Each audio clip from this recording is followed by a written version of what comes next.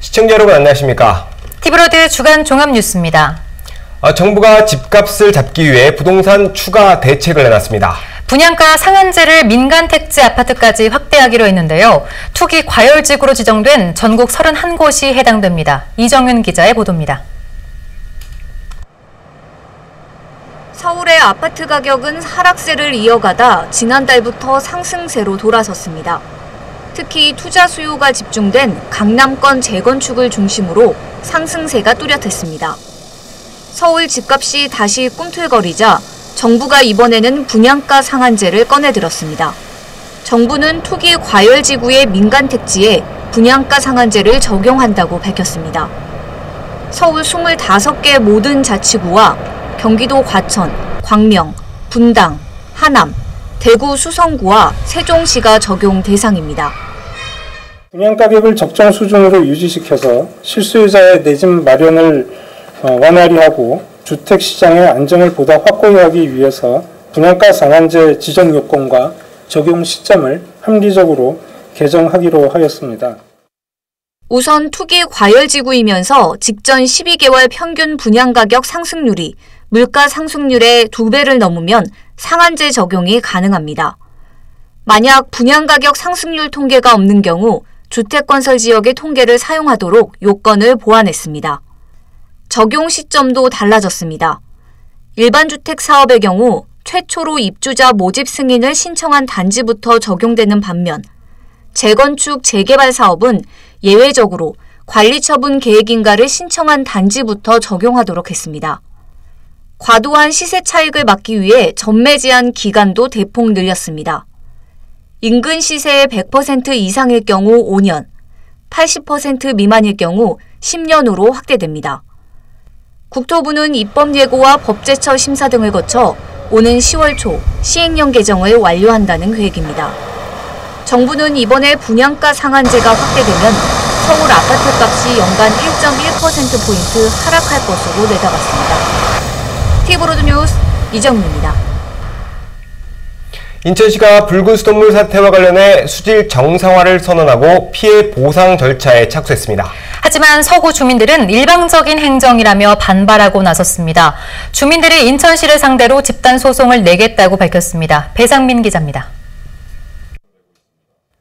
인천시가 지난 5일 수돗물 정상화를 선언한 데 이어 12일부터 수돗물 피해 보상 절차에 착수했습니다.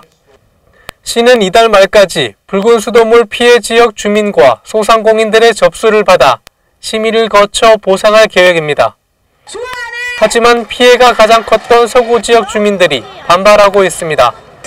주민과 협의 없이 일방적으로 진행된 행정에 문제를 제기한 겁니다. 서구 연희, 검암, 경서, 검단 지역 불량 배관 교체 전까진 수돗물 정상화는 불가능하다고 말합니다. 또 계속 족수가 나오고 이물질들이 묻어 나오고 있다. 하지만 수질 검사 기준에는 적합하다. 그러니까 이중적인 게 된 거예요. 배관 자체가 깨끗해지지 않으면 아무리 깨끗한 물을 공급을 해도 계속 이상한 물이 나올 거라는 거죠. 수돗물 정상화 선언 이후에도 일부 지역에선 여전히 녹물이 나오고 있는 만큼 현재는 수돗물 정상화가 아닌 안정화 단계라는 겁니다. 인천시가 제시한 보상안에 대해서도 철회를 주장했습니다. 승빙 서류가 되는데 거기에 왜 또 심의를 해야 되는지, 피해 보상 금액을 수령을 하게 되면 화해 계약이 성립이 된다. 민형사상 다른 손배소를 청구할 수 없다. 이런 계약이 있는데, 계약 조건이 있는데 주민들한테 그게 제대로 공지가 됐는지도 의문이고. 이어 인천시가 피해 보상을 강행한다면 집단 손해배상을 추진하겠다고 덧붙였습니다. 피해 보상을 많이 받겠다는 그런 개념보다는 행정적으로 주민들한테 불편을 줬을 때 행정이 취할 수 있는 사회적 비용이 얼마나 드는지 그거를 객관적으로 산정을 하고 행정적으로 제대로 해야 된다는 이런 사회적 경종을 울리자, 그런 의미의 소송을 말하고 있는 겁니다. 또한 수돗물혁신위원회 운영과 관련해 위원장 선정과 위원 구성도 재검토할 것을 요구했습니다. TV로드 뉴스 배상민입니다. 지난 15일은 74주년 광복절이었죠. 올해는 일본의 경제 보복으로 광복절 의미가 더 크게 다가옵니다. 자, 지금부터는 광복절 기획 기사를 연속 보도합니다. 첫 순서로 인천의 대표적인 독립운동가인 조봉암 선생을 조명합니다. 이영구 기자입니다. 죽산 조봉암 선생은 1919년 강화에서 만세운동에 가담했다가 서대문 형무소에서 1년 동안 옥살이를 합니다. 이후에도 상하이 등지에서 독립운동을 계속한 조봉암 선생은 34살에 체포돼 신의주 형무소에서 또 7년간 수감 생활을 합니다. 온갖 고문으로 손가락 7마디가 잘려나가는 아픔을 겪었지만 끝내 변절하지 않았습니다. 해방 뒤 농림부 장관과 국회 부의장 등을 역임한 조봉암 선생. 진보당을 창당하며 식민 잔재 청산과 평화통일 의지를 다집니다. 평화적 방법으로 국토를 통일해서 완전한 다주 통일 평화의 국가를 건설하자는 것이고, 모든 사회주의 민주주의를 지향하고 혁신적인 참된 민주주의를 실시해서 복지사회를 건설하자는 것입니다. 하지만 간첩 누명을 쓰고 형장의 이슬로 사라진 조봉암 선생. 그리고 60년이 흐른 지금 선생의 말이 태극기에 담겨 인천시청에 걸렸습니다. 태극기엔 우리가 독립운동을 할 때는 돈이 있어서 한 것도 아니요, 가능성이 있어서 한 것도 아니다. 옳은 일이기에 아니하고선 안 될 일이기에 목숨을 걸고 싸웠지 아니하냐란 문구가 새겨 있습니다. 경제 침략으로 일컫는 일본의 경제보복에 대한 대응 의지를 선생의 말을 인용해 드러낸 겁니다. 굴복할 수가 없는 거잖아요. 그래서 제가 오늘 조봉암 선생으로 인천이 낳은 큰 정치인이신 이분이 우리 독립운동 할 때 하셨던 그 내가 말씀을 한번 붙였지만 반드시 우리가 이번 기회를 이겨내야 됩니다. 선생글이 담긴 태극기는 인천도시공사 외벽에도 인천시설관리공단 건물에도 걸려 있습니다. 인천환경공단 등은 현수막으로 선생의 글을 알리고 있습니다. 서거 60년이자 탄생 120주년을 맞아 인천의 대표적인 독립운동가 죽산 선생을 재조명하는 의미도 담고 있습니다. 이 태극기를 우리 시민분들이 다니시는 곳곳에서 보실 수 있도록 저희가 시청뿐만 아니라 유관기관에도 다 개척을 하게 됐습니다. 인천시는 지난 4월 조봉암 선생의 망우리 묘역과 주변 경관을 재정비한 데 이어 선생의 말을 모은 자료집을 발간할 예정입니다. 세월문화재단을 중심으로 선생의 석상 건립도 논의되고 있습니다. 하지만 독립유공 훈장 추서는 공회전입니다. 선생의 명예회복은 물론 올바른 역사를 알리기 위한 후손들의 노력이 필요해 보입니다. TV로드 뉴스 이영구입니다. 인천엔 조봉암 선생처럼 이미 잘 알려진 인물도 있지만 그렇지 않은 독립운동가들도 많습니다. 서구 당하동 출신의 심용택 선생은 비밀결사단체 주비단을 조직해 임시정부의 독립자금을 지원했는데요. 서구문화원이 지역의 독립운동가를 조명한 자료를 제작해 눈길을 끌고 있습니다. 김지영 기자가 보도합니다. 심호섭 어르신의 할아버지 심용택 선생은 지난 1995년 정부로부터 독립운동 유공자로 인정받았습니다. 서구 당하동에서 태어난 심용택 선생은 1919년 비밀결사단체 주비단을 조직해 상해 임시정부에 독립자금을 보내는 역할을 합니다. 주비단의 사령장을 맡아 당시 6천여 원의 자금을 모으며 은밀히 항일 독립운동을 전개했습니다.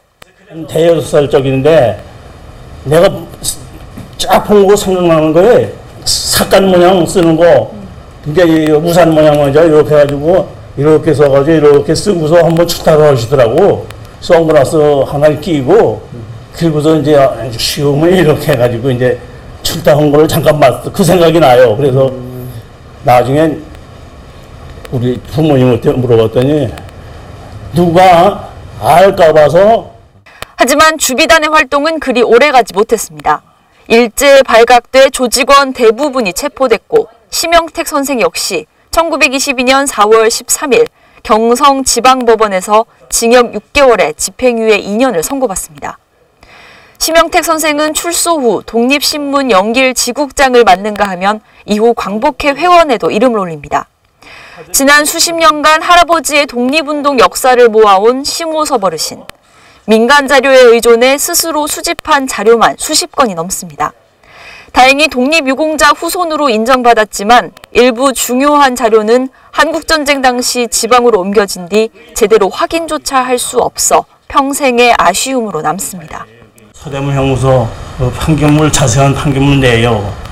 또 광복회 시방 대한민국 광복회에 등재된 그 기록 요거 시방 알진 못해가지고 그거만 내가 가지고 있으면은 나는 우리 할아버지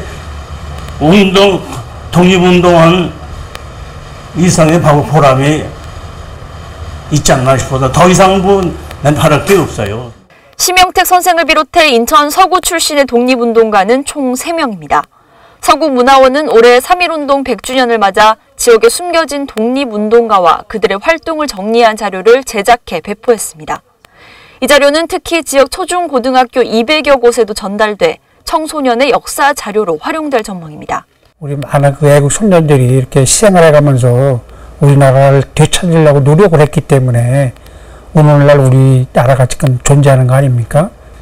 우리 지역에서 독립운동하신 분들은 사실대로 있는 대로 해서 널리 알려야 되겠다는 그 취지에서. 우리나라의 독립을 위해 힘썼던 애국지사들. 광복 74주년을 맞아 그들의 노력과 희생에 대한 더 큰 관심이 필요할 때입니다.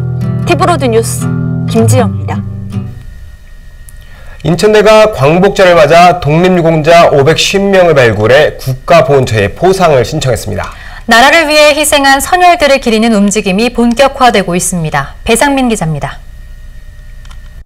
흑백 사진 속 앳된 여고생. 3.1운동 이듬해인 1920년 학교에서 만세 시위를 벌이다 체포돼 서대문 형무소에서 옥고를 치른 배화여학교 생도입니다. 인천대학교가 이번에 발굴한 독립유공자는 550명, 3.1혁명 유공자 382명, 간도와 함경도 지역을 중심으로 반일 투쟁을 전개했던 유공자 168명입니다. 학교는 국가보훈처에 포상을 신청했습니다. 당시에 판결문을 자료로 제출했는데 서류만 2만 장이 넘습니다. 판결문엔 당시 일본 경찰의 만행이나 재판부의 무리한 형 집행 등이 고스란히 담겨 있습니다. 일본군의 강제 징집 때 간도로 파견됐다 탈출해 광복군 제2지대 이범석, 노태준 부대에서 활약한 조상학 선생. 딸은 아버지 살아생전에 포상을 받기 위해 노력했지만 지난달 97세를 일기로 별세한 아버지를 떠올리며 눈시울을 붉혔습니다. 독립기념관에를 쳐보니까 아버지 자료가 있더라고요. 그런데 안 해주니까 아버지가 돌아가시기 전에 한번 갔었어요. 독립기념관을. 제시했는데도 안 해줘요? 예. 통일부, 정의부에서 반일 무력 투쟁 독립군으로 활약했던 이민호 선생의 자녀도 감회가 남다릅니다. 독립운동가라는 거 우리 자손한테 내가 알려주고 싶다. 다른 건 아무것도 어쩌고 싶지 않다. 이태룡 박사는 독립유공자 발굴을 위해 정부가 전향적인 자세로 보다 적극적인 노력을 기울일 것을 촉구했습니다. 국가기원에서 하루빨리 그 재판 기록을 공개를 해야 하고 또 국가보훈처에서는 많은 인원을 확충해가지고 이 포상 신청 들어온 것에 대해서 신속하게 심의를 해서 포상이 이루어지도록 했으면 좋겠습니다. 티브로드 뉴스 배상민입니다. 강화 교동면에는 조선시대 군사적 요충지였던 교동읍성이 있습니다. 역사적으로 중요한 가치가 있지만 복원사업은 제자리 걸음입니다. 특히 옛 관아가 있던 자리엔 일본식 가옥이 자리 잡고 있습니다. 정비가 시급하다는 지적입니다. 김지영 기자가 취재했습니다. 강화 교동 화계산 남쪽 자락에 위치한 교동읍성입니다. 인조 7년인 1629년 교동현이 도호부로 승격되면서 경기도 전체를 통괄하는 수군이 이곳에 주둔했습니다. 4년 뒤인 1633년엔 경기도뿐 아니라 황해도와 충청도까지 관할하는 3도 수군 통어영이 교동에 자리 잡습니다. 당시 교동이 군사적으로 매우 중요한 요충지였다는 사실을 추정할 수 있는 대목입니다. 이 앞에 섬이 이제 성모도가 되고 그다음에 그 건너편이 강화도가 되는데 그 앞에 굉장히 넓은 바다가 있어요. 거기서 수군 훈련을 하던 곳입니다. 이제 조선시대 이제 말기가 되면은 이제 계속 이양선들이 침몰하고 그러잖아요. 그러니까 여기를 강화할 수밖에 없었죠. 교동의 전략적 가치가 높아지면서 이곳에 3개의 성곽이 세워집니다. 18세기 중엽 제작된 교동 지도를 보면 교동 읍성 남문과 북문, 동문이 축조된 것을 확인할 수 있습니다. 이 중 현재까지 남아있는 성문은 2년 전 복원 사업이 이뤄진 남문뿐입니다. 동문과 북문은 과거 자연재해로 붕괴돼 흔적조차 찾기 힘듭니다. 성곽 안쪽으로 들어가 봤습니다. 옛 지도에는 관할을 뜻하는 부자와 함께 건물 5채가 있었다고 기록돼 있습니다. 돌계단을 따라 올라가 봤지만 옛 교동 관아가 있던 자리에는 자풀만 무성합니다. 숲을 사이를 헤치고 들어가자 오래된 목조 건물이 눈에 띕니다. 나무로 된 벽체와 건물 구조가 일본식 건물임을 알 수 있습니다. 그렇게 진 것도 일식이야, 일본집이야. 우리 어렸을 때부터 거기 금융조합이라고 있었어요. 농협이 아니고 그전엔 금융조합이라고 그랬어요. 지역의 역사를 아는 주민들은 옛 관아터가 방치된 것에 아쉬움을 토로합니다. 관리가 지금은 안 되고 있고요. 개인 사유지는 맞습니다. 지금 개인 사유지인데 저희가 상당히 유서 깊은 데인데 저렇게 방치돼갖고 좀 안타깝죠. 교동읍성은 지난 1995년 그 역사적 가치를 인정받아 인천시 기념물 23호로 지정된 바 있습니다. 하지만 지난 2017년 남문 복원이 이뤄진 이후 성벽과 옹성 복원 계획은 제자리 걸음만 걷고 있습니다. 시골 조사가 지연되면서 지난해 확보한 설계비 1억 3천만 원조차 집행하지 못했습니다. 교동읍성뿐 아니라 관아터를 중심으로 한 복원 사업도 시급하다는 지적입니다. 역사적 가치가 없는 일본식 가옥 역시 필요하면 철거해야 한다는 주장입니다. 과거에 관아가 있던 곳에 일본식 가옥이 그것도 뭐 보존 가치가 있다고 볼 수 없는 그 가옥이 여전히 남아 있습니다. 일단 이 가옥은 신속하게 철거를 하고, 그러니까 복원이라고 하는 것이 새로운 건물을 짓는 개념이 아니고 그 공간이 어떠한 공간이었다라는 걸 알려주는 그것도 복원이다. 그러니까 새로 성곽을 쌓자라고 얘기하는 게 아니라 그 지역이 그런 식으로 방치가 되고 있는 건 아니다라는 부분. 외세로부터 완전한 자주 독립을 선언한 광복절. 외세의 침략에 맞섰던 선조들의 흔적을 찾기 위한 노력이 더욱 필요할 때입니다. 티브로드 뉴스 김지영입니다. 인천시의회와 각 기초의회는 일본의 경제 보복을 규탄하고 나섰죠. 이번에는 전국 시도의회 의장협의회가 아베 정부의 경제 보복 철회를 촉구했습니다. 강혜진 기자가 보도합니다. 전국 17개 시도의회 의장들이 평화비 소녀상 앞에 모였습니다. 일본 아베 정부의 경제 보복 철회를 촉구하기 위해서입니다. 서울을 포함해 경기와 경북 등 시도의회 의장들은 일본의 피해를 입은 기업을 지원하고 시도교육청에 역사교육 프로그램 개발 지원을 약속했습니다. 이를 위해 특별위원회와 전담팀을 구성해 지역 경제를 살리고 한일 우호 관계를 위해 아베 정부의 경제 보복 철회를 촉구했습니다. 아베 정부는 한일 우호 관계 및 자유 무역 질서를 위협하는 화이트리스트 제외 조치를 즉각 철회하라! 철회하라! 철회하라! 기초의원들의 결의안 채택도 이어졌습니다. 종로구의회는 일본 정부가 수출 규제 등을 이유로 자유무역 원칙을 위배하는 행위는 경제 침략이라며 경제 보복 조치를 규탄했습니다. 또한 일제강점기 강제징용 등 일본 정부의 과거사 반성을 촉구했습니다. 일본 정부는 일제강점기 일본군 성노예와 강제징용 피해자들에게 진심으로 사과하고 역사적이고 법적인 책임을 조속히 이행하라! 이행하라! 이행하라! 이행하라!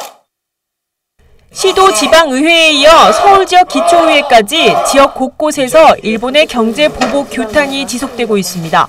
전국 시도 지방의회와 종로구의회가 같은 날 발의한 아베 정부의 경제 침략 철회 촉구 성명서는 외교부와 일본 대사관에 전달될 예정입니다. 티브로드 뉴스 강혜진입니다. 일본 제포에 대한 불매운동이 시작된 지 벌써 한 달이 더 지났습니다. 시간이 가면서 불매운동에 동참하는 상인들도 늘고 있는데요. 불매운동에 나선 상인들의 목소리를 카메라에 담았습니다. 직접 들어보시죠.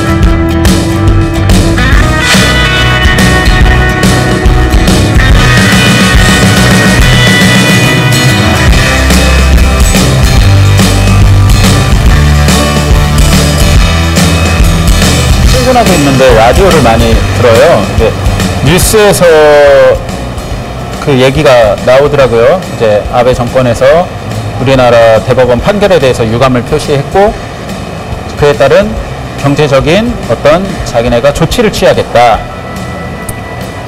그런 얘기가 나오는데 뭐지 싶더라고요.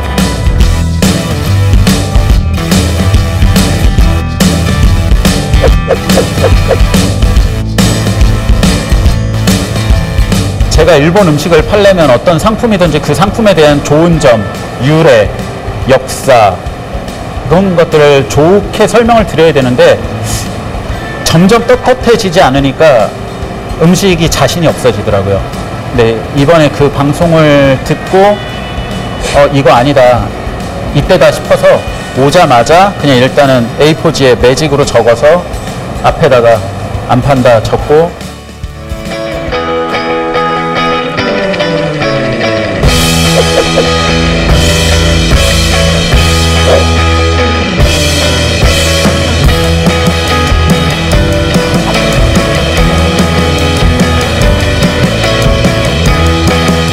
요새 매스컴이나 뭐 일반인들 말할 때 보면 너무 일본이 하는 행위 자체가 울분을 참을 수 없는데 특히나 위안부 문제라든지 독도 문제 특히나 우리가 36년간 우리가 핍박을 받으면서 했고 그런 데 대한 울분을 참지 못하지만 제가 단지 할 수 있는 일은 자동차 정비업이기 때문에 최소한적으로 기본적인 A이지 않느냐. 그래서 일본 차를 수리를 못하겠다, 검사를 못하겠다, 수리를 못하겠다, 정비를 못하겠다 하는 취지에서 현수막을 걸게 됐습니다.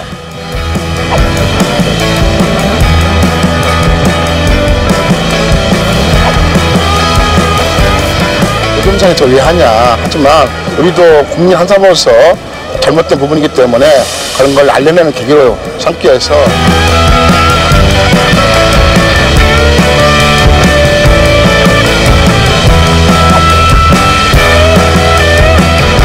상기가 되고 또 며칠의 손실이 된다 하더라도 또 국민으로서 우리 대한민국을 사랑하는 한 사람으로서는 당연한 입장이 아닌가 싶습니다. 내 딸이 살아갈 대한민국, 제가 앞으로 살아갈 대한민국에서 조금 더 제 딸이 떳떳하게 살아가고 대한민국 국민이라고 하는 거에 자긍심을 갖고 살아갔으면 좋겠어요. 왜 어떤 분리를 받더라도 일본 아베가 잘못한 것에 대해서 정확히 규탄을 하고 가야 된다. 지금 뭐 전혀 후회하지 않고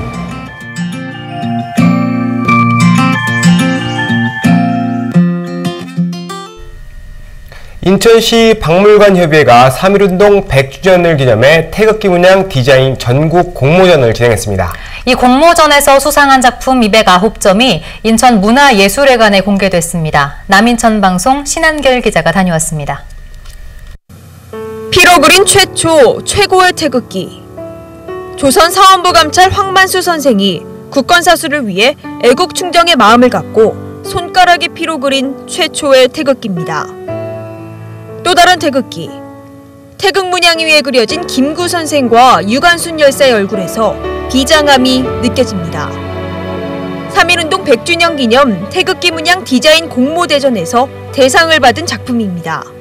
인천시 박물관협의회가 3.1운동 100주년을 기념해 태극기 문양 디자인 전국 공모전 전시회를 열었습니다. 이러한 전시를 통해서 아이들이 좀 더 나라를 사랑하는 마음도 좀 생기고 애국에 대한 마음, 그 다음에 이런 걸 함으로써 그러니까 상징성만 갖는 태극기가 아니고 국민 옆에 있는, 시민 옆에 있는 태극기가 됐으면 하는 그런 친근감을 얻기 위해서 저희가 이런 전시를 하게 되었습니다.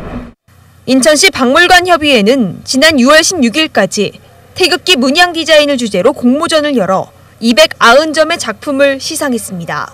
전시회장에는 수상한 태극기를 포함해 대한민국 임시정부 태극기, 한국 광복군 서명문 태극기 등 유서 깊은 태극기들이 전시됐습니다.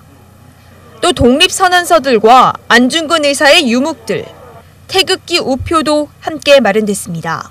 광복절을 맞아 전국 각지에서 방문한 관람객들은 다양한 태극기를 보며 애국심과 역사를 재고하는 시간을 가졌습니다. 태극기 보니까 우리나라에 대해서 좀 더 애국심을 가져야겠다라는 생각이 들었어요. 저렇게 빨간색, 파란색이 태극기 있는 것처럼 우리도 갈날에 있지만 언젠가는 통일이 될 것 같은. 내일 광복절이기도 하고 주변에서 또 이런 행사가 있다고 해서 또 뭐 멀지 않은 거리니까 한번 들려봤습니다. 이게 평소에는 사실 또 이렇게 잊고 지내기 쉬운데 또 다시 태극기에 대해서 생각해보거나 뭐 그런 의미를 되찾는 시간이지 않을까. 독립운동가분들께 엄청 감사드리고 위훈장 같은 걸 보면 약간 가슴이 벅차요. 이 밖에도 전시장에는 독도 가상현실 체험, 태극기 엽서 체험, 안중근 의사 탁본 체험 등 다양한 체험 프로그램도 마련됐습니다. 태극기 문양 디자인 전시회는 22일까지 인천문화예술회관 대전시실에서 진행됩니다. NIB 뉴스 신한결입니다.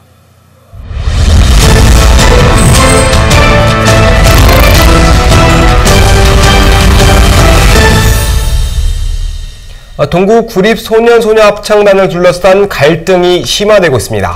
동구청이 비위 혐의를 받는 지휘자를 해촉하고 예정됐던 공연도 취소되면서 논란이 커지고 있습니다. 김지영 기자입니다.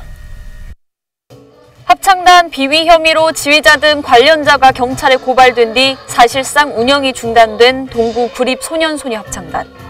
합창단원들과 학부모들이 다시 마이크를 들었습니다. 지난 7월 15일 합창단의 자율성을 요구하며 기자회견을 연 지 한 달 만입니다. 이들은 1차 기자회견 이후 동구가 취소된 공연을 다시 열겠다고 약속했지만 오히려 지휘자에게 해촉 통보를 했다고 비판했습니다. 또 아이들에겐 합창단 참여 동의서를 제출하지 않을 경우 합창단 탈퇴 의사로 받아들이겠다는 엄포를 놨다고 주장했습니다. 구청이 보낸 동의서엔 전체 단원 30명 중 5명만이 서명했습니다. 너희들이 계속 합창단 하고 싶으면은 며칠까지 동의서 내라. 그렇지 않으면은 의사가 없는 걸로 보겠다라는 공문서로 아이들의 마음을 완벽하게 찢어놨습니다. 이런 모습을 보여준다는 게 너무 개탄스럽습니다. 학부모들은 또 현재 경찰에 고발 조치된 지휘자에 대한 명예회복을 요구했습니다. 범죄 사실이 명확하지 않은데도 구청이 잠재적 범죄자로 몰았다며 동구청장의 사과와 책임을 촉구했습니다. 그러면서 동구의회가 나서 아이들과 합창단을 보호해야 한다고 말했습니다. 동구의회는 시민을 보호하라. 아동 친화 도시 동구의 정체성과 미래를 위하여 구의회는 합창단 지휘자와 아이들을 보호하고 구청장의 독단과 행정의 폭도를 감시 견제하라. 이날 기자회견장에는 해촉된 지휘자도 참석해 억울함을 호소했습니다. 엄마 같은 마음으로 아이들을 했고 전 연락 오면 무조건 열심히 최선을 다해서 할 거고요. 이에 대해 동구청 관계자는 현재 합창단 관계자의 횡령 혐의에 대해 경찰 수사가 진행 중인 만큼 공공기관으로서 이를 묵인할 수는 없다는 입장입니다. 그러면서 단원들이 원한다면 연말 안에 취소됐던 공연을 다시 열 계획이라며 합창단 정상화를 위해 조만간 신규 지휘자 임용 절차에 착수할 예정이라고 밝혔습니다. 피브로드 뉴스 김지영입니다. 임신 진단서를 위조하거나 위장 전입을 하는 등 불법적으로 아파트 청약에 응모해 분양을 받은 당첨자들이 무더기로 적발됐습니다. 대부분 신혼부부들인데 쌍둥이를 임신 중이라고 가짜 진단서를 내고 청약에 당첨된 사례도 나왔습니다. 박희봉 기자가 보도합니다. 신혼부부가 아파트를 청약받기 위해 서류로 제출한 임신 진단서입니다. 진단서상에는 쌍둥이를 임신했다고 쓰여 있지만 실제로는 한 자녀만 있는 것으로 드러났습니다. 이 부부는 허위 임신 진단서로 쌍둥이까지 3명의 아이를 가진 다자녀 가구로 가산점을 인정받아 아파트에 당첨됐습니다. 국토교통부가 서울과 경기도 등 최근 2년 동안 282개 분양단지에 특별공급 당첨자 3,200여 명을 전수조사했습니다. 그 결과 62명이 아이들의 출생 등록을 하지 않았고 이유를 제대로 설명하지 못했습니다. 가짜 임신 진단서를 제출한 겁니다. 브로커를 통해 임신부를 소개받은 뒤 신혼부부의 신분으로 진단서를 떼는 수법까지 동원됐습니다. 인터넷 추천처럼 상담하고 임산부 아르바이트 글을 올려서 좋게는 50만 원에서 많게는 100만 원까지도. 부정청약 사실이 확인되면 분양 계획이 취소되고 3년 이하의 징역 또는 3천만 원 이하의 벌금형을 받을 수 있습니다. 또 위반 행위 적발일로부터 최장 10년 동안 청약 신청도 제한됩니다. 앞으로 경기도에서는 장애인 등 아파트 특별 공급 대상자를 이용한 불법 청약에 대하여 수사 범위를 확대해 나가고 토지거래 허가 구역 내 부정 허가자에 대해서도 수사를 실시하여 공정한 부동산 거래 질서 확립에 앞장서 나가겠습니다.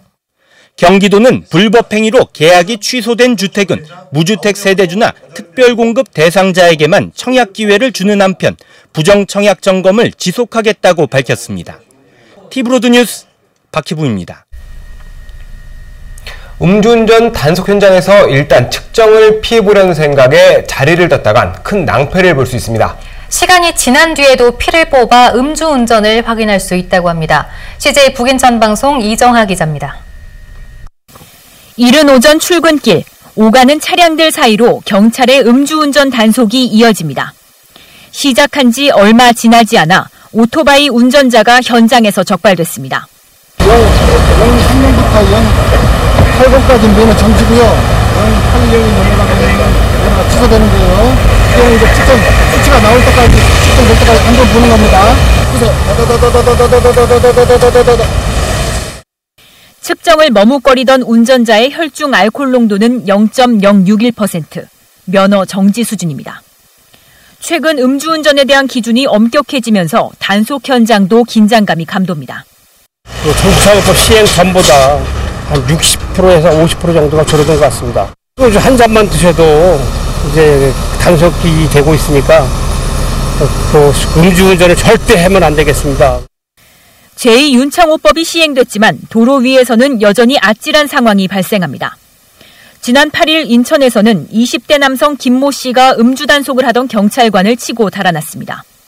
경찰 조사 결과 김 씨의 당시 혈중 알코올 농도는 0.082%로 면허 취소 수준이었습니다. 이처럼 대놓고 음주 측정을 거부하거나 도주했다가는 더 큰 처벌을 받을 수 있습니다.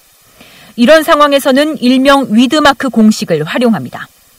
마신 술의 양, 알코올 도수, 체내 흡수율 등을 곱한 값을 남녀 성별에 따른 위드마크 계수와 체중을 곱한 값으로 나눠 특정 시점의 혈중 알코올 농도 추정치를 산출하는 겁니다. 사실상 호흡 측정과 체열 결과만으로는 음주 여부를 확인할 수 없기 때문입니다. 운전 당시의 수치를 알기 위해서 위드마크 공식을 대입합니다. 특히 뺑소니의 경우에 그 술을 마셨음이 명확한데 술을 다 깨고 경찰서에 오십니다. 그러면서 저는 술 안 마셨다. 그러니까 음주운전 아닌 걸로 해주세요. 그렇게 얘기하는 경우가 많거든요. 이런 경우에 측정 수치가 안 나왔다 하더라도 경찰에서는 운전자가 언제 술을 마셨고 어떤 술을 마셨는지를 추적 수사를 하고요. 점차 강화되는 음주 단속. 경찰은 앞으로 장소와 시간을 가리지 않는 불시 음주 단속을 이어가겠다고 밝혔습니다. 헬로티비 뉴스 이정하입니다.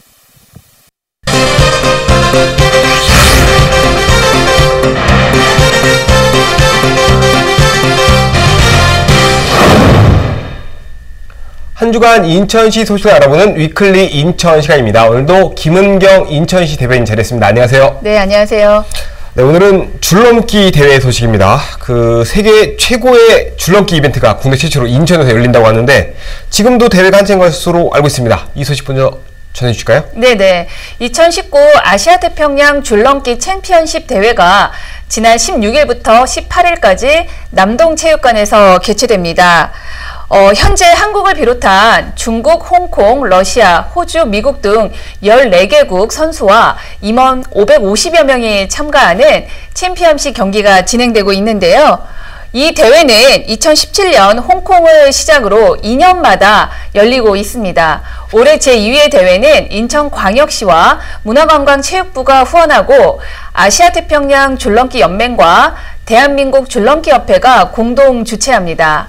국제 스포츠 도시 인천에서 열리는 만큼 전 세계 생활체육인들과 스포츠인들에게 한국의 위상과 인천의 브랜드 가치를 높일 수 있는 기회로 인천이 보유하고 있는 국제대회 경기장과 운영 기술을 국내에 알릴 수 있는 계기가 될 것으로 기대하고 있습니다. 사실 줄넘기는 어린아이부터 어르신들까지 뭐 남녀노소 누구나 즐기는 생활체육의 하나잖아요. 네네. 근데 이게 세계 대회가 있다라는 것 자체를 모르시는 분들도 많으실 네네. 것 같아요. 어떤 경기가 있나요? 네네. 이번 줄넘기 세계 대회는 다양한 경기가 준비되어 있는데요. 주요 일정으로는 16일부터 17일까지 2일간 사전 등록 절차에 따라 아시아연맹 회원단체 선발전을 통해 챔피언십 대회가 열리고요. 18일에는 챔피언십 경기를 통해 선발된 각 종목별 상위권 선수들의 경합으로 연령 구분 없이 성별만 구분해서 우승자를 선발하는 그랜드 챔피언십 대회가 진행이 됩니다. 경기는 총 12개 종목이 있는데요. 크게 경기를 구분해보면 정해진 시간 동안 가장 빠르게 줄을 넘는 스피드 경기와 짜여진 안무 루틴을 정확하고 아름답게 수행하는 프리스타일 경기로 나눌 수 있습니다. 12개 종목이나 되는군요. 네네. 우리나라 선수들 성적도 궁금합니다. 최근에 뭐 세계 기록을 깬 4인조 팀도 있다고 하는데 이번 대회에 참가를 하나요? 네, 올해 노르웨이 오슬로에서 7월 4일부터 11일까지 열린 2019 세계 줄넘기 챔피언십에 출전해 4인조 스피드 경기 세계 기록을 경신한 우리 선수들의 활약이 기대됩니다. 4명이 혼성으로 한 조를 이뤄 1명씩 30초 동안 빨리 줄넘기를 하는 경기인데요. 총 427개를 뛰어 우승했고요. 이는 2016년 미국팀이 보유한 399개에서 28개를 더한 세계 기록입니다. 그렇군요. 세계 기록까지 갱신을 했군요. 네네. 인천에서 열리는 국제 대회이고 그다음에 한 번도 흔치 않은 대회잖아요. 네네. 들려보는 거 좋을 것 같은데 21일까지 뭐 다양한 체험 행사도 있나 봐요. 네네. 남동체육관에서 챔피언십 경기와 함께 다양한 부대 행사도 진행이 됩니다. 20일부터 21일까지 이틀간 대한민국 줄넘기 국가대표팀과 국가대표 시범단이 진행하는 캠프가 있고요. 또 청소년 흡연 예방 체험 부스와 총 4개 종목의 지도자가 직접 참가자와 관람객에게 줄넘기 기술을 알려주고 체험할 수 있는 기회도 제공이 됩니다. 전 경기 무료 입장하실 수 있는데요. 세계적인 대회인 만큼 줄넘기를 사랑하시는 많은 분들이 대회장을 찾아주시면 묘기와 같은 줄넘기와 또 다채로운 변신을 직접 경험하실 수 있습니다. 아울러 다양한 체험도 해보시면서 가족과 함께 무더운 여름을 시원하게 보내셨으면 좋겠습니다. 네, 다음은 동물 등록 자진 신고에 대해서 좀 알아볼게요. 네네. 인천시가 7월부터 2달간 자진 신고 기간을 운영하고 있나 봐요? 네네, 그렇습니다. 인천시는 올해 7월부터 8월 말까지 동물 등록 자진 신고 기간을 운영하고 있습니다. 이번 자진 신고 기간은 기존 동물 등록 제도의 활성화를 위해 농림축산식품부 주재하에 전국을 대상으로 실시하고요. 그동안 동물 등록을 하지 않았거나 등록 변경을 하지 않은 사람이라도 해당 기간 내에 신청하면 과태료를 면제해 드립니다. 그렇군요. 우리가 주민등록이 있는 것처럼 동물도 아마 동물 등록제가 있는 것 같은데 이게 아마 모르시는 분도 계실 것 같아요. 간단히 설명 좀 해주실 것 같아요. 네네. 해주실까요? 동물 등록제란 2008년 동물보호법에 유기동물의 증가 등에 따라서 반려동물 소유자에 대한 등록제 시행 근거를 마련해서 동물 학대 행위 방지 등 다양한 동물 보호를 위해서 마련한 제도입니다. 동물 등록은 각 군구청이나 등록 대행기관으로 지정된 동물병원 등에 방문해서 신청하실 수 있는데요. 등록 방법은 소형 마이크로칩을 동물의 몸에 이식해서 하는 내장형 등록과 또 동물 등록증이나 인식표를 부착하는 외장형 등록 방식이 있습니다. 우리 시에서는 2010년 8개 구를 대상으로 동물 등록제를 전면 시행해서 올해 7월 말 기준 10만 2,900마리의 동물이 등록되어 있습니다. 동물 학대 방지를 위해서 아마 도입된 제도 같은데 네. 여전히 동물을 무슨 등록을 해라고 하시는 분들도 계실 것 같아요. 네네. 혹시 뭐 등록하지 않으면 뭐 과태료나 이런 것들이 있나요? 네네, 있습니다. 우선 등록 대상 동물을 등록하지 않은 경우 100만 원 이하의 과태료가 부과가 되고요. 또 등록된 대상 동물을 잃어버린 경우와 또 소유권이 변경된 경우에도 일정 기간 신고를 하지 않으면 50만 원 이하의 과태료가 부과가 됩니다. 한편 동물 등록을 신청하시면 소중한 반려견이 유실되더라도 즉시 찾으실 수 있도록 조치되니 적극 참여하시면 좋을 것 같습니다. 네, 꼭 처벌이 아니더라도 가족처럼 키우는 반려동물이니까 꼭 했으면 좋겠네요. 오늘 말씀 잘 들었습니다. 네, 감사합니다.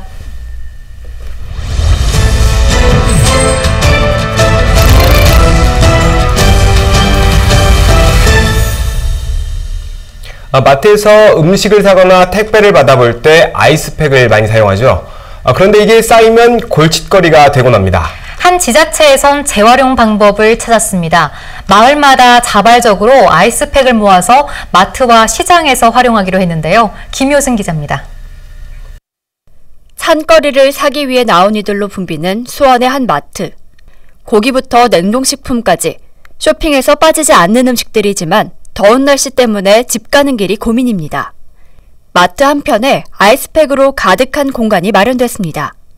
모두 무료로 이용할 수 있어 요즘 큰 인기입니다.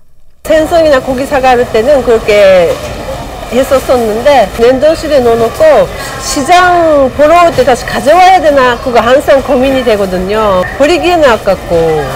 깨끗한 아이스팩을 재활용하는 것으로 수원시내 주택단지들의 기부로 시작됐습니다. 마트 이용객은 공짜로 얼음을 쓰고 쓰레기도 줄일 수 있어 좋은 반응을 얻고 있습니다. 요즘에는 환경의 문제에 대해서 건강도 너무 악화되잖아요. 버려지는 거를 필요한 사람들이 수거해서 쓰는 게 더 실용적이라고 생각합니다. 수원시는 재활용품에 대한 선입견으로 이용률이 저조할까 우려했지만 지금은 시내 전용 마트와 시장에서 참여 의사를 알려와 오히려 공급이 부족하다고 말합니다. 처음엔 일부 공동주택에서만 이뤄졌던 아이스팩 수거도 시민들의 호응 속에 지난주부터 모든 동네에서 시작했습니다.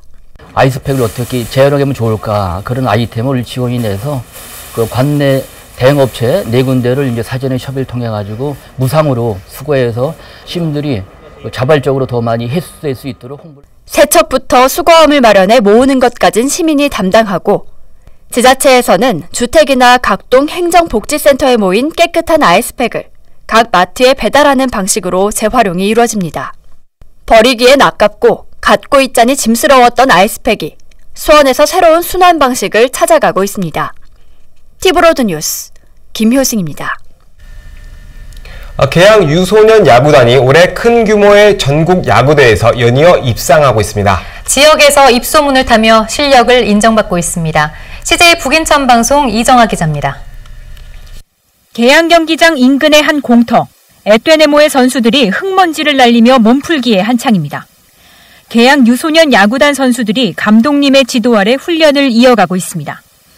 야구 입문 7개월째인 12살 선수는 지역대표 야구 선수로 뛰고 있다는 생각에 뿌듯한 마음입니다. 류현진 선수처럼 멘탈이 강하고 긍정적인 마음으로 훈련과 경기에 더 열심히 하고 안주하지 않고 해서 좋은 결과를 얻으면 좋은 선수가 되고 싶습니다. 지역 내 초등학생에서 중학생까지 모두 50여 명으로 구성된 계양 유소년 야구단. 창단 7년 만인 올해 상반기 전국 규모 유소년 야구대회에서 잇따라 입상하며 유명세를 탔습니다. 지난 겨울 내내 모든 선수단이 합심해 훈련한 값진 결과입니다. 어떤 팀을 만나도 이길 수 있다는 자신감이 최선을 다하게 만들었고 부모님들이 아낌없는 지지와 응원이 좋은 결과를 만들었다고 생각합니다. 유소년 야구 선수들의 꿈이 지역 아마추어 야구단을 통해 새롭게 피어나고 있습니다. 헬로티비 뉴스 이정아입니다. 인천공항 누적 여객수가 7억 명을 돌파했습니다. 이는 2001년 개항 이후 18년 5개월 만입니다. 특히 지난해 3월 6억 명을 돌파한 뒤 불과 1년 5개월 만에 1억 명이 늘었습니다. 지난해 인천공항 국제여객은 6,768만 명으로 개항 후 처음으로 세계 5위를 차지했습니다. 이상으로 티브로드 주간종합 뉴스를 마칩니다. 시청해주신 여러분 고맙습니다.